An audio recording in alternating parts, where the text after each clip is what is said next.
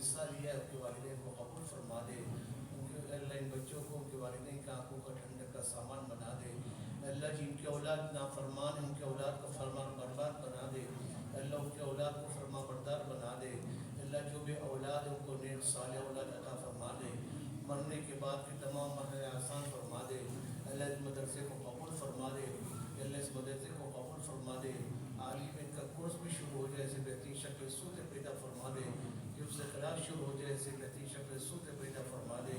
اللہ کا ہم سب کو قبول فرما دے، ہمارے جمع ہونے کو، ہمارے کہنے کو، ان پروگرام میں حصہ لینے کو، شرکت کرنے کو دونوں جہاں میں کامیابی کا ذریعہ بنا دے، تیرے قرب کا ذریعہ بنا دے۔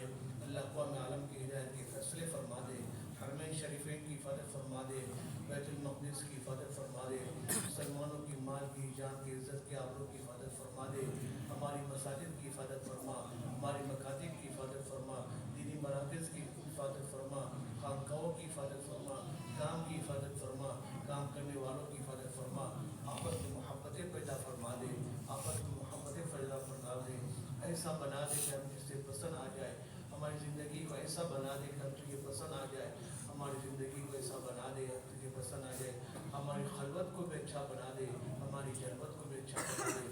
حضور پاک صلی اللہ علیہ وسلم نے سفر میں، حضر میں، رات کی تنہائیوں میں جو خیر مانگی اللہ وہ خیر ہمیں اور پوری امت کو عطا فرما دے۔ جن شرور سے پناہ مانگی ان شرور سے اللہ ہماری ہر فرد امت کی حفاظت فرما دے۔ اللہ بیماروں کو شفا عطا فرما دے، بیماروں کو شفا عطا فرما دے۔ اللہ لا علاج بیماریوں سے حفاظت فرما دے، تڑپا دینے والی بیماریوں سے حفاظت فرما دے۔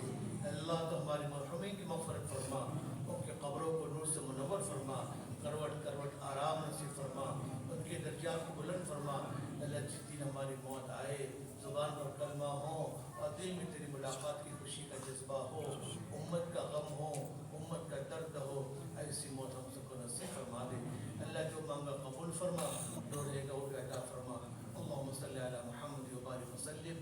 سبحان ربک رب العزة عما یصفون وسلام علی المرسلین والحمد للہ۔